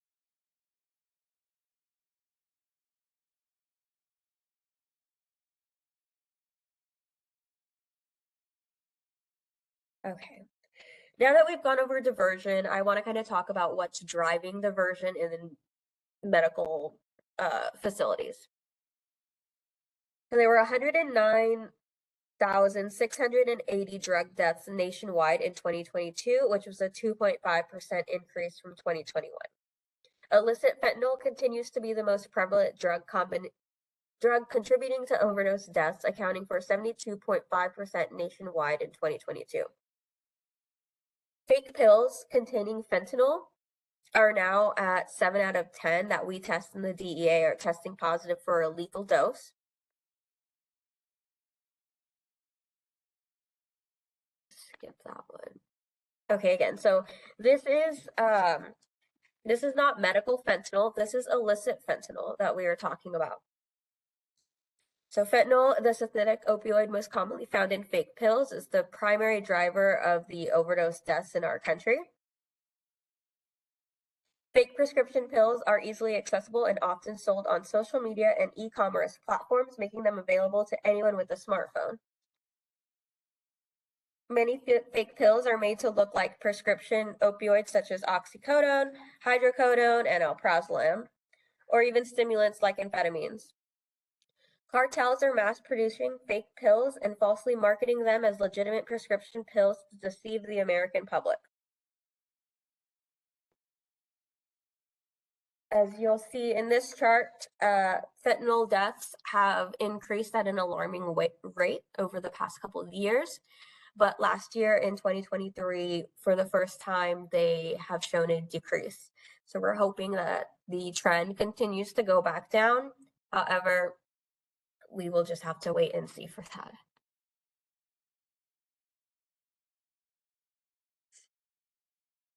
So like I mentioned earlier today, further complicating the fentanyl threat is the addition of dangerous veterinary tranquilizer xylazine into the fentanyl to create what is known as tranq.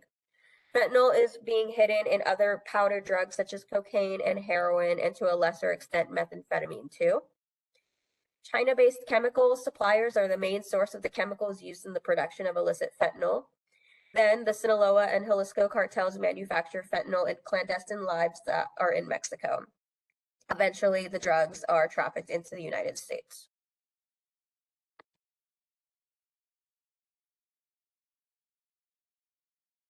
%31% of drug-related deaths in the United States are caused by psychostimulants, mostly methamphetamine. In the first 6 months of 2023, more than 17,000 Americans died from overdoses and poisonings related to psychostimulants. Methamphetamine is a synthetic stimulant made primarily in Mexico by the Sinaloa and Jalisco cartels and are the main suppliers of it in the United States. Over the past 2 decades, the cartels have adapted their formulas to overcome restrictions on importing certain chemicals and now produce tons of quantities of very pure, very potent methamphetamine.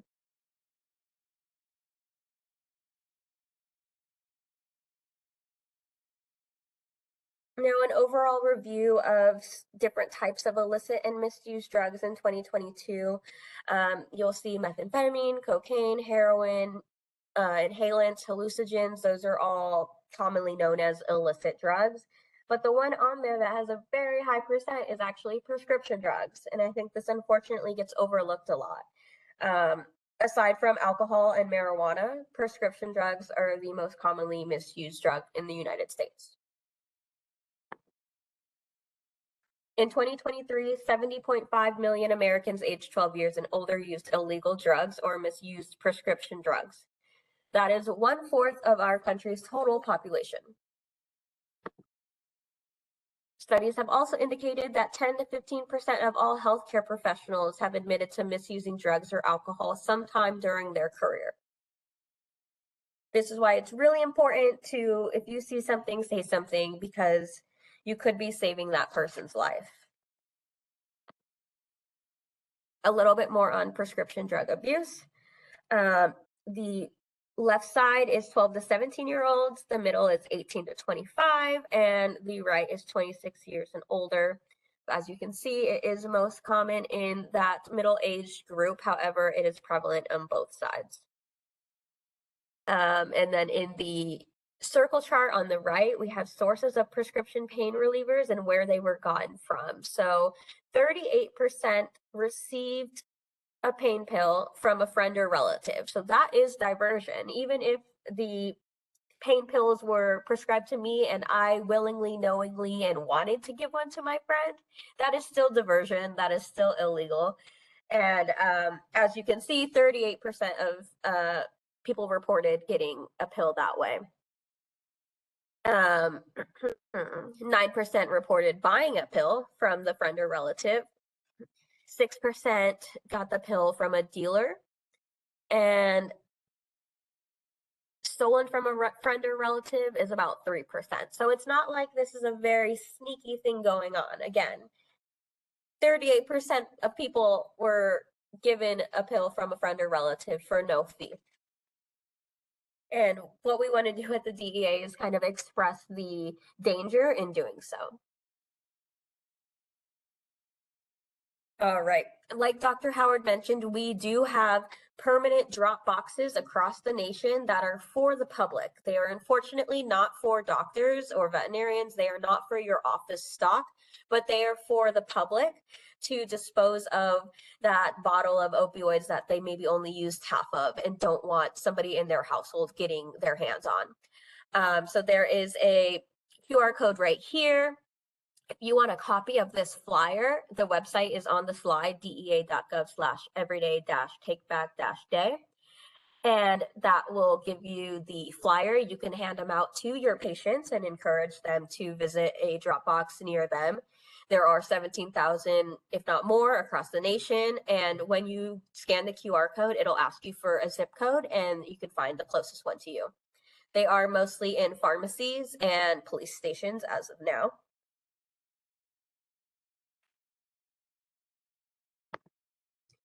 And on the last slide, I have our California contact list. So there was a little bit confusion last time. So I added the picture of California. Hopefully you can see it a little bit clearly. I know that not all the counties are listed on this chart. So if you're in a county like San Bernardino County, you can contact Los Angeles or Riverside because those are the closest counties to you because those are where we have offices. So I know some people were confused last time because not all the counties were on here. These are just the counties that have our offices. And then counties around the offices can call into those offices. Sorry, I hope that made sense. But that was our last slide, and we will go ahead and open it up for questions and answers.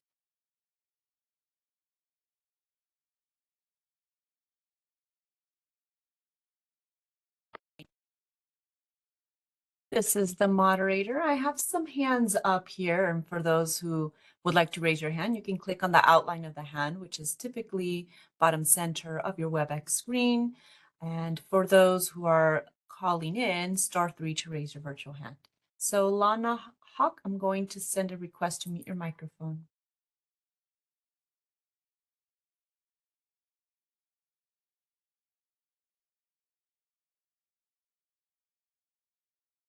And just from your end, just accept the request to unmute your microphone, and you should be able to speak. Okay. I'm going to send in one more request, Lana, to unmute your microphone. Next, I'm moving on to Jessica. So Lana, I sent that request in.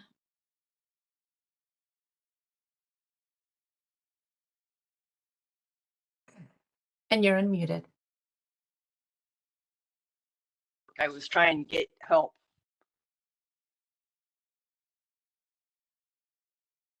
Okay, no questions then. So thank you. Okay.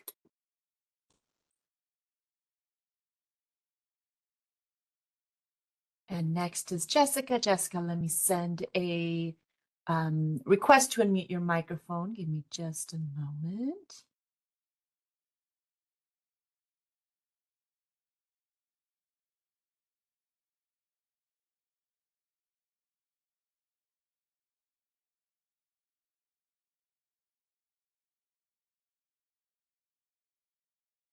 And Jessica, the request has been sent.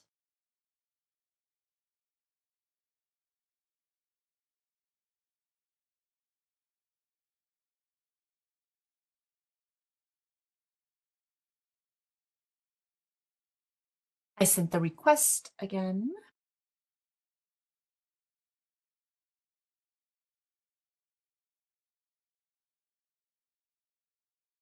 And we'll move on to Mel. Mel, I'm going to send a request to mute your microphone and just accept it from your end. A pop-up window will appear and just click unmute me.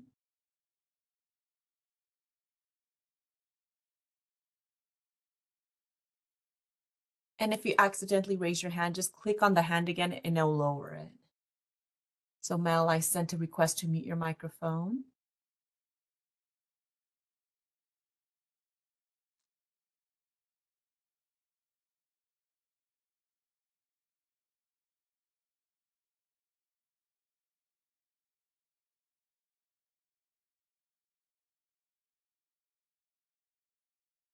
Okay, I lowered your hand, Mel, but if you are still interested, please feel free to raise that hand up again. Emily Call, I'm going to send a request to unmute your microphone.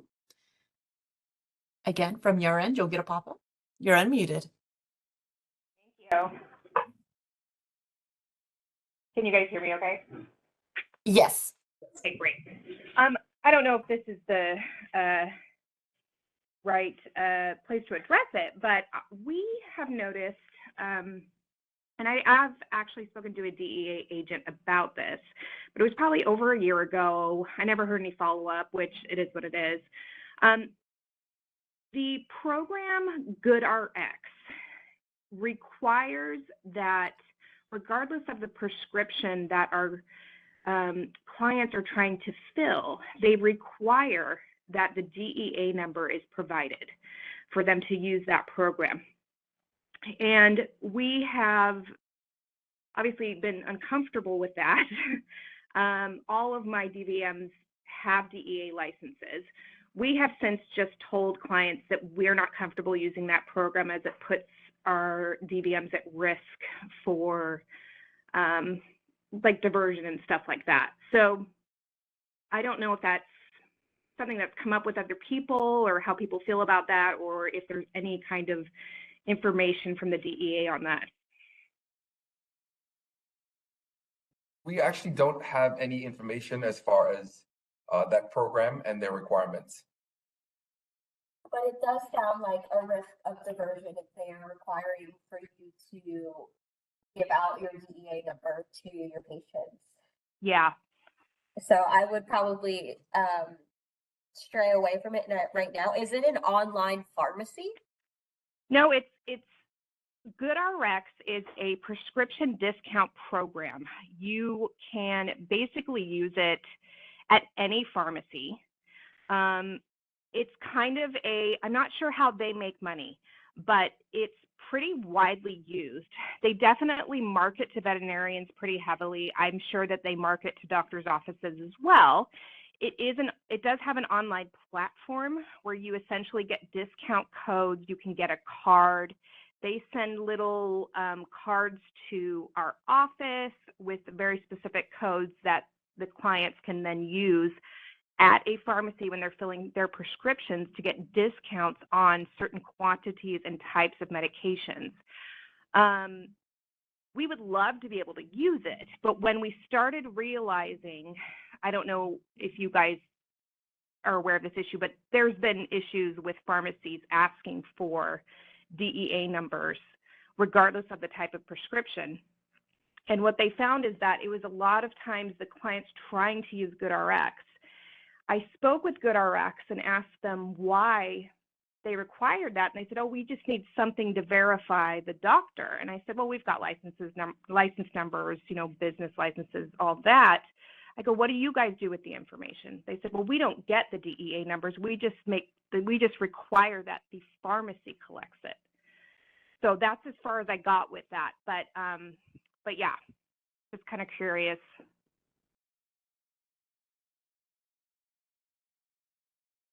Yeah, we'll have to look into that one further. Unfortunately, when there are programs outside of the DEA, we can't speak much to them. But Sure. we can definitely contact our headquarters and see if this is something that is occurring nationally, or if there is a way around this. Definitely. Thank you.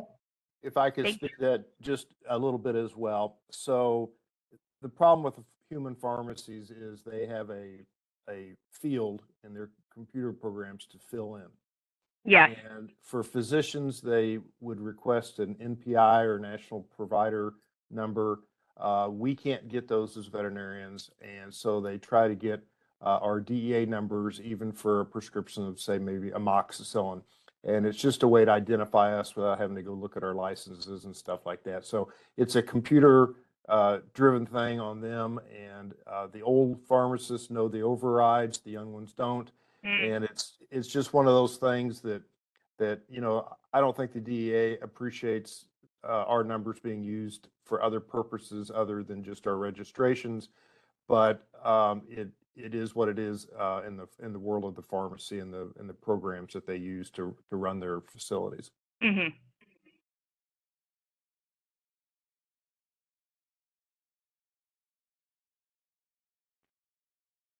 this is the moderator. Moving on to the next individual. Unless Emily, did you have additional questions? No, thank you very much. Thank you. Next individual, Amber, I'm going to send a request to mute your microphone.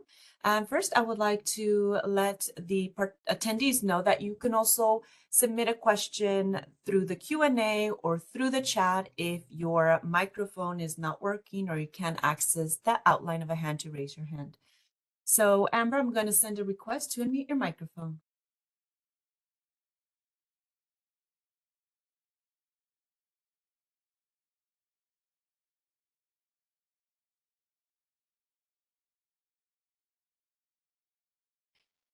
Amber, I'm going to send another request to mute your microphone. Simply click the unmute me button that pops up. And if you are having technical difficulties, just feel free to use the Q&A or the chat. They're both accessible, bottom right corner of your WebEx screen. I'm going to lower your hand at this time. Catherine Buff, I'm going to send a request to unmute your microphone. Hi, you're unmuted.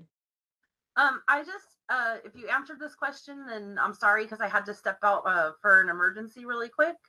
But it was really more of an urgent matter than an emergency. But anyways, I'm just wondering, I've asked this question for many years, and maybe someone here could answer it for me.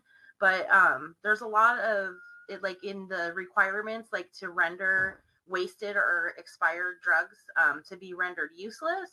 But whenever you ask the question, what does that mean or what's acceptable? I really got motivated to ask the question again because you talked about the commercially available powders and liquids and resins and things like that that are available to put drugs into and harden them or dilute them down. And that you guys don't approve of those. So what is it that is technically considered approved? The use of a DEA registered reverse distributor. So I've tried to use those before, and because I'm at a municipal animal shelter, as soon as they find that out, they want nothing to do with me. And you have a DEA registration? Yeah, I don't, but my doctor does. And yeah, I don't see why they wouldn't want to do business with you.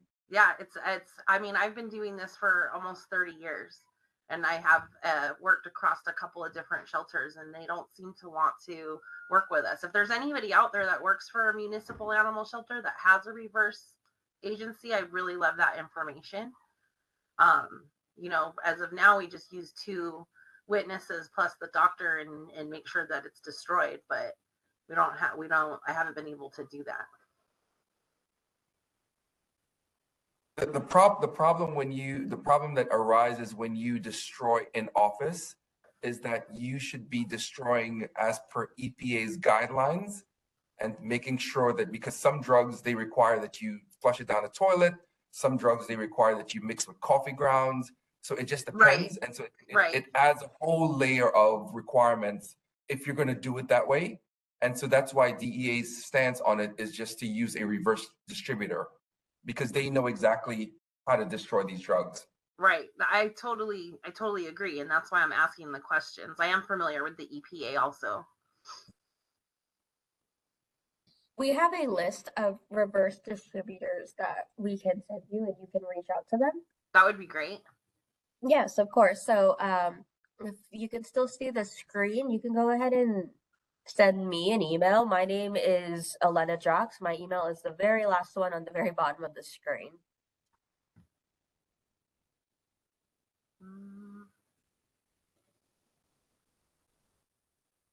I don't see any emails on my screen. I could put it in the chat as well. Okay.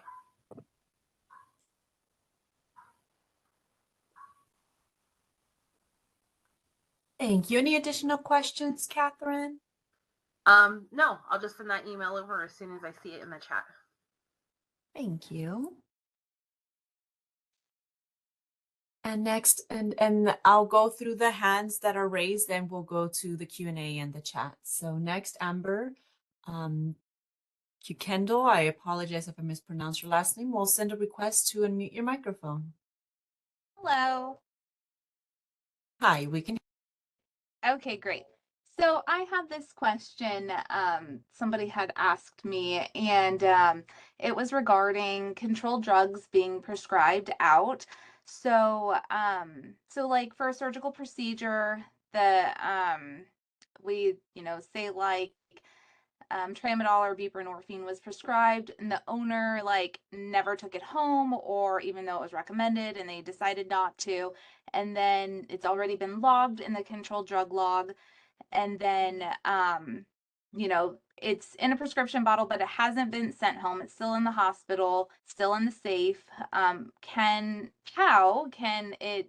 should it be, I guess, can it be returned back to that original bottle? And if so, how is that to be logged? We're going to defer to the doctor on this one. Hello, Amber. Hi. So the proper procedure for that is called return to stock. So the drug never left your possession. It's in a finished form. It's in a prescription vial, and say you've got 30 tablets of tramadol. So you've locked it back up. The proper procedure is to write RTS on the label. Leave it in the prescription vial. Do not return it to the stock bottle. You could go ahead and mark out the client and patient information with a Sharpie if you wished. And then at such point, a prescription is needed again for tramadol, you could dispense out of that bottle. However, those bottles seem to never get touched because they look like taboo and nobody ever wants to dispense out of them again. So they usually sit there forever and never get used. As far as logging goes, you would just reverse the log. You would write down something like, tramadol 30 tablets, and just put RTS and initial it as you normally would a dispensation. You're just putting it back into the inventory. So that's pretty straightforward there.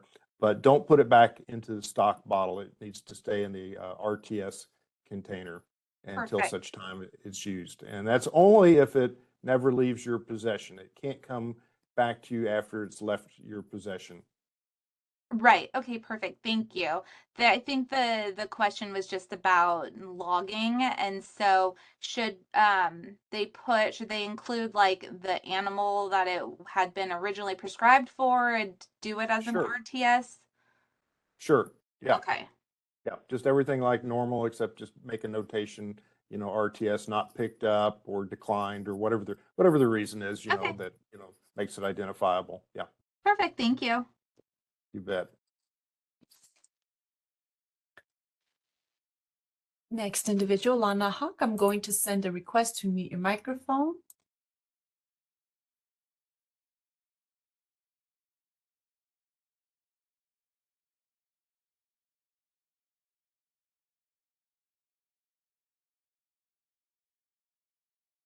And Lana, I just sent you another request to mute your microphone. If this attempt doesn't work, you can try the chat or the Q&A. Again, they're located bottom right corner of your WebEx screen.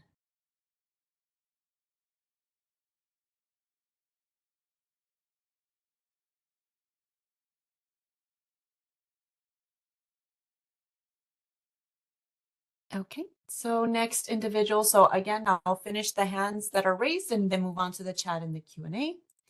Danielle Cotupo, and I apologize if I mispronounced your last name there. I sent a request to mute your microphone.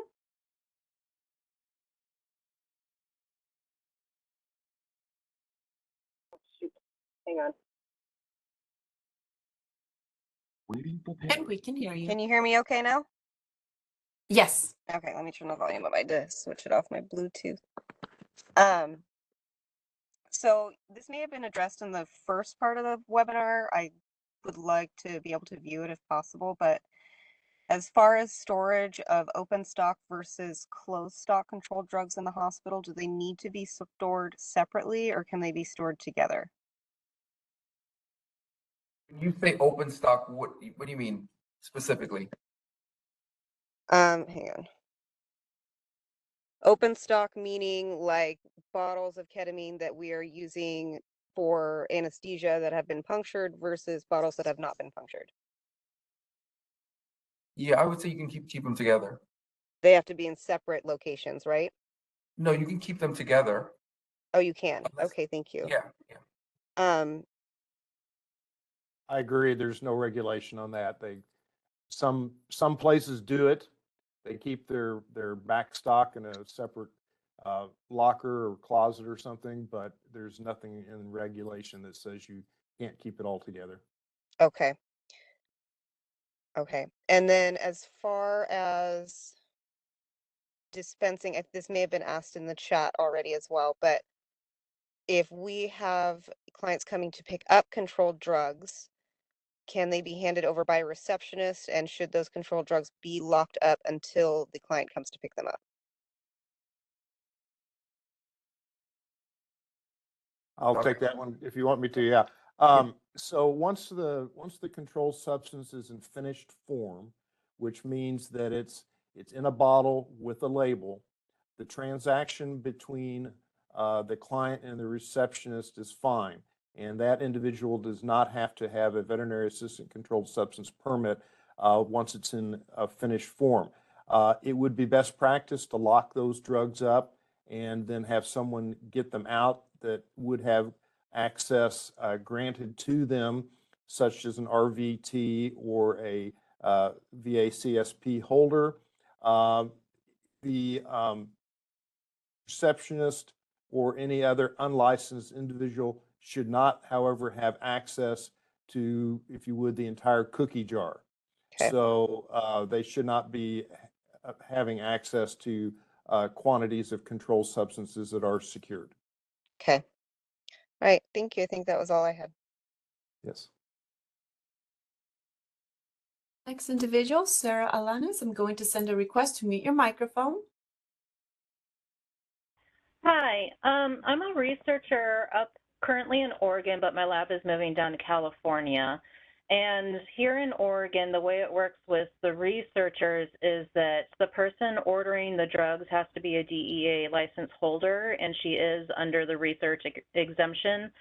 But I was just wondering, when we move down to California, I'm a licensed veterinary technician in California, and then we have the DE license holder, but we have a couple of other research staff who are not part of that sometimes administer some controlled substances for surgeries and such. And so do they need to get permits, same as like a veterinary assistant, in order to administer those controlled substances to induce anesthesia, et cetera?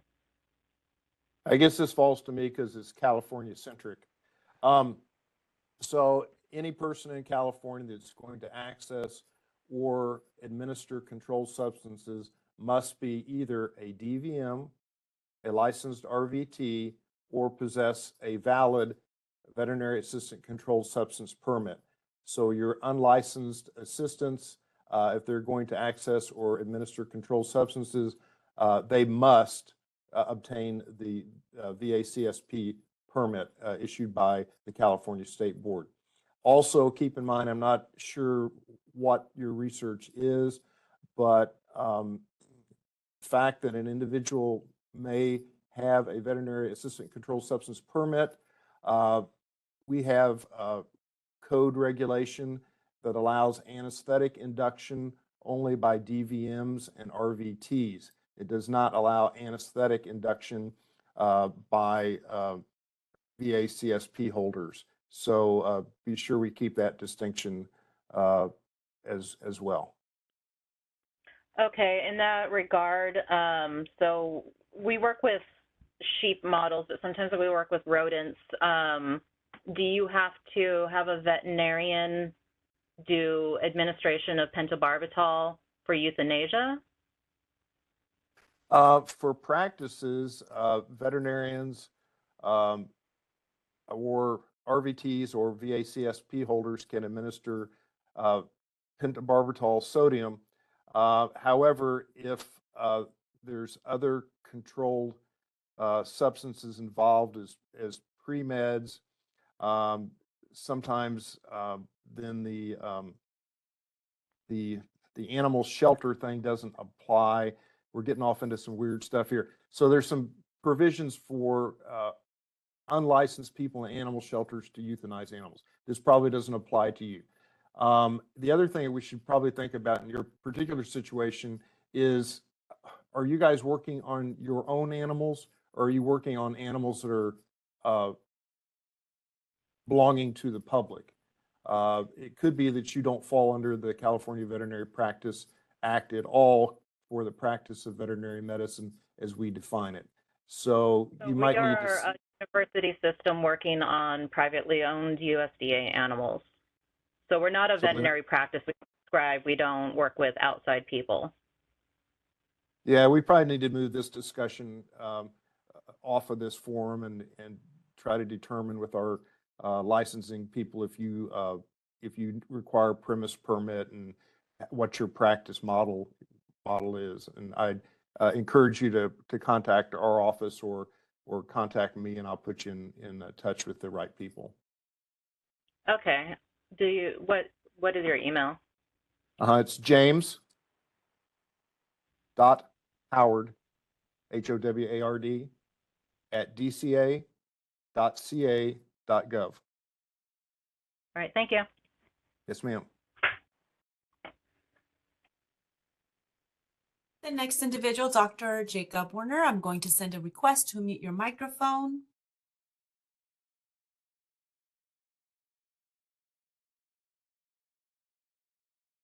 Hello? We can hear you. Oh, okay, good. This is probably a question more for Dr. Howard. As a solely mobile GP equine practitioner, I have a hard time understanding, or from the Veterinary Practice Act, what requirements I have to apply to. Like, I don't see a specific section for large animal mobile practices. So how would I find out that information to make sure that I'm compliant with everything? So you're correct. There isn't a like the fixed premise requirements. Those aren't there. What I would do is probably download the practice self-evaluation booklet, and there's some stuff in there that talks about mobile practices. But you're basically required to, under our Practice Act, abide by all of the codes and sections, starting with about 2030.5 and going through about 2034, and you're just not a fixed premise.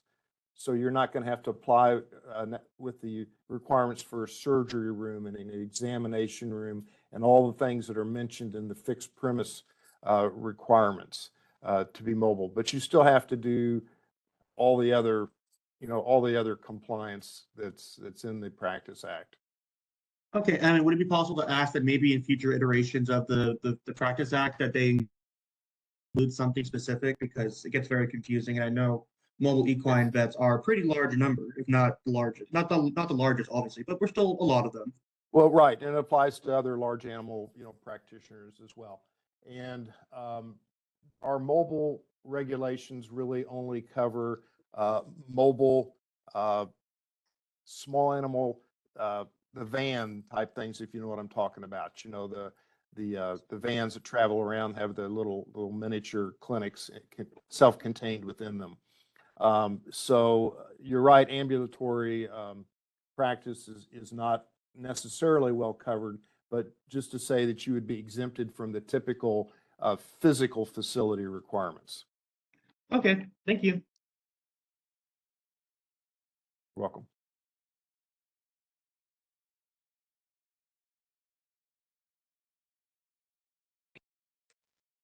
This is the moderator. I am going to display the Veterinary Medical Board's information here. So it's being displayed on the screen. And I'm going to share the email address via the chat. Give me just a second here. So I sent you all the email address, which is vmb@dca.ca.gov. And if you can please include the subject line of inspection webinar when you are sending in your emails. And at this time, we did collect your questions in the chat, in the Q&A. And I'll turn it over to Patty Rodriguez here, the enforcement manager. Thank you all so much for attending today. We really do appreciate it. And yes, we know that there was a number of questions that were left unanswered, so we apologize for running a little bit over today. But if you have any remaining questions, please email those to our VMB email, which is, we just posted it there in the chat. And for the subject line, you can put inspection webinar and put that in the chat as well. So any questions can be sent to the VMB email, and with the subject line inspection webinar, we'll do our best to answer those questions promptly. Elena and the rest of the DEA staff on stand, thank you so much for participating today and for providing all the valuable information. Thank you all so much for attending. Thank you, Dr. Howard. Thank you.